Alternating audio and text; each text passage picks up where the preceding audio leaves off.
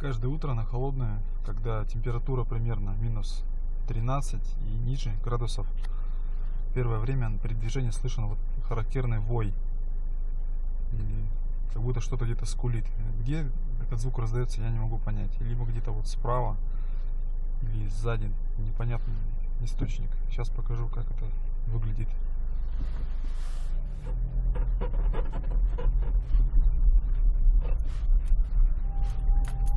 Вот, началось.